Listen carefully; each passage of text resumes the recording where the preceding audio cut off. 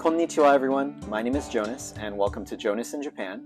I'm not in Japan yet, but I'm at home in LA County filming this video just to introduce my channel where I'm hoping to document my life and my work in Japan as a JET program participant. Sharing cool things that I come across in Japan and share the culture, as well as producing fun and informative videos about Japanese culture and about the JET lifestyle for any JET hopefuls or anyone who's just interested in Japan.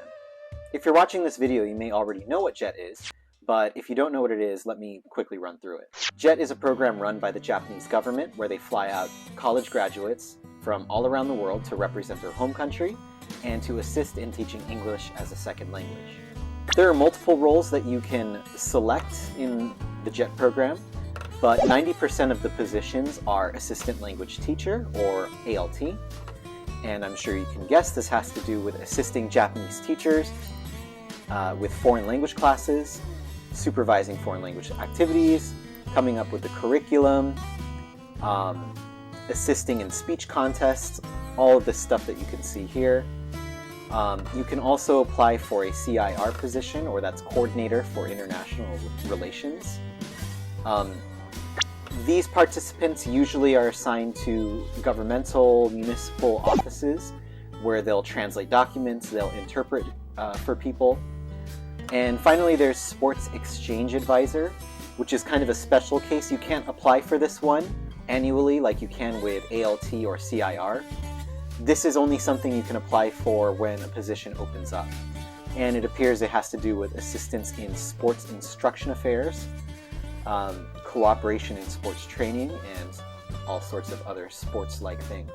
I'm also going to run through the mission statement for the program as well. JET's aims are to increase mutual understanding between the people of Japan and the people of other nations, to promote internationalization in Japan's local communities by helping to improve foreign language education, and to develop international exchange at the community level. If you're an ALT, like I'm going to be, you will of course be teaching English as a second language, but for elementary and middle schoolers, as I'm understanding as I read and listen to other JET participants' stories, a lot of it is going to be introducing who you are and introducing your country, and doing it in fun and educational ways, of course. If you're teaching high school students, you may be helping them more with the actual language part because they will be doing their college exams and they may need help with a native English speaker with the English portions of their studies. And I say this, but every situation is different. And if you've been studying about what the JET program is and all of this stuff, you will have seen this phrase, ESID, every situation is different, ESID, ESID, ESID, everywhere. And this is definitely going to be the case because if you are assigned to the countryside in Okinawa, or the inaka in Okinawa, it's going to be wildly different from if you're assigned to the urban center of Tokyo, not only because of the environment, but also just the culture, their expectations of who you are as an American, also their expectations of you in whatever role you're playing, meaning the extent to which you're helping with the English instruction and so on. So I can't speak authoritatively about what your experience is going to be if you do participate in JET, but that is something you'll hear a lot, is every situation is different. But the one thing that is universal to all situations is that you are going to be a cultural ambassador for your home country in the community that you're assigned. So the thing that I consistently hear from people who talk about their JET experience is that they want to know who you are, they want to know what your country's like, and that will be one of the big things that you'll be doing, one of your big responsibilities as a JET participant. So as for my placement, I've received Misasa-cho, Tottori-gen, or the town of Misasa in Tottori Prefecture. Prefecture is, we can think of it as the equivalent of a US state if you're an American. They elect governors over there. You can see that Tottori is in the west of Japan. It is about, let's see, It is 460 miles west of Tokyo, about 9 hours if you take connecting trains. 3.5 hours from Osaka, or 140 miles, and 1 hour, or 33 miles east of the capital of Tottori Prefecture, which is Tottori City. And I have a better image of it here. So this is kind of looking down on it from Mount Daisen. You can see Kurayoshi here, which is one of the bigger cities that is right next to Misasa. There's Hokue over here. If you're a Detective Conan fan, that's where the creator of the manga series was born. And over here in the distance, you can see Tottori City. But as for myself, we're going to follow the Chugoku Mountains over here. And nestled in this little area is the town of Misasa-cho. So it's these little veins of homes here and stuff. It goes along this river, which I believe one of these is the Mitoku River, Tenjin River, and then this is the Mitoku River. So geographically, this is where Misasa is, nestled in these quiet mountains here. This is Kurayoshi, which is a bigger city right next to it. And then if you go down along this way, you make your way to Tottori City, somewhere around here, over here. And you can see the Tottori sand dunes over here. So Tottori-ken is known for many things, and first and foremost, it is actually the sand dunes, where you can ride camels, you can go hang gliding, and it's just sand dunes in Japan. Like, I had no idea this existed at all. So this will certainly be an experience to check out. Also in Tottori City is the Sand Museum, where they have all of these sculptures, which I think the exhibition is different every year. You can see, I don't know, they've got some, I think this is a Russian thing going on. I have no idea. Is this Kremlin? I don't really know. But obviously they have many different presentations every year. On Google Earth, I showed kind of where Misasa and Kurayoshi are from the top of Mount Daisen. This is Mount Daisen. I believe it's the third largest or third most protrudent mountain in all of Japan.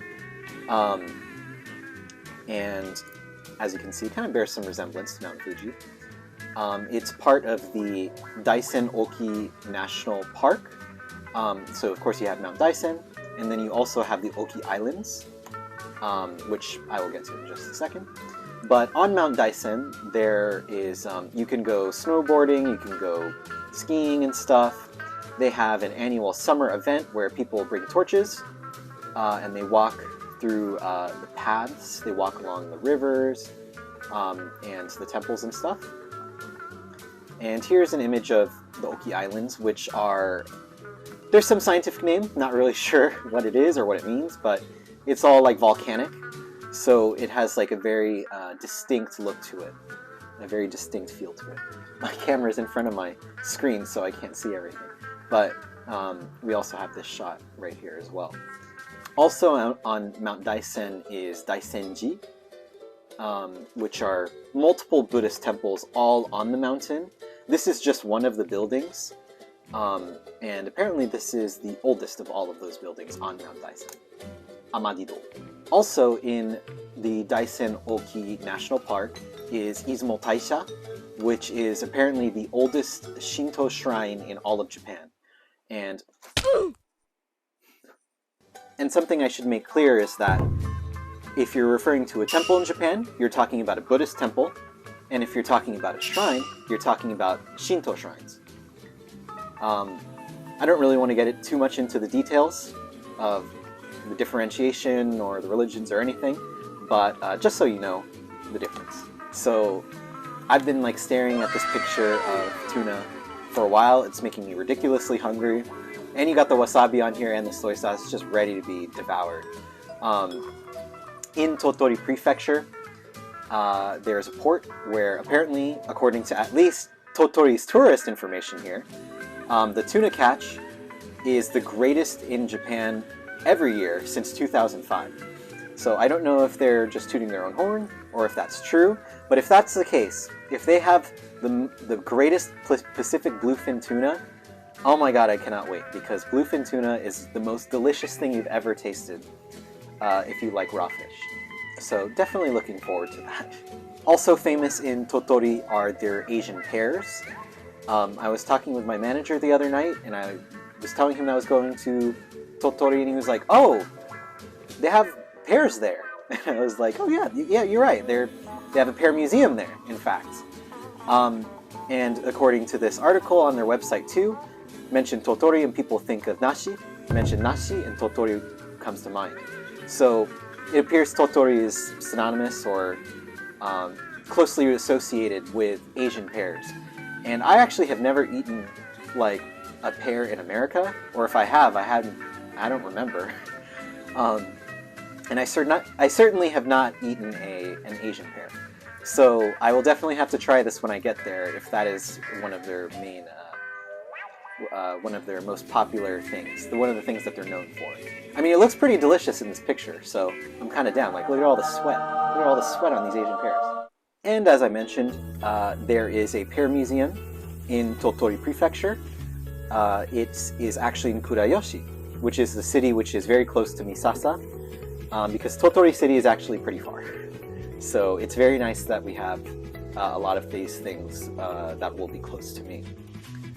And then just a couple more things I'd like to mention.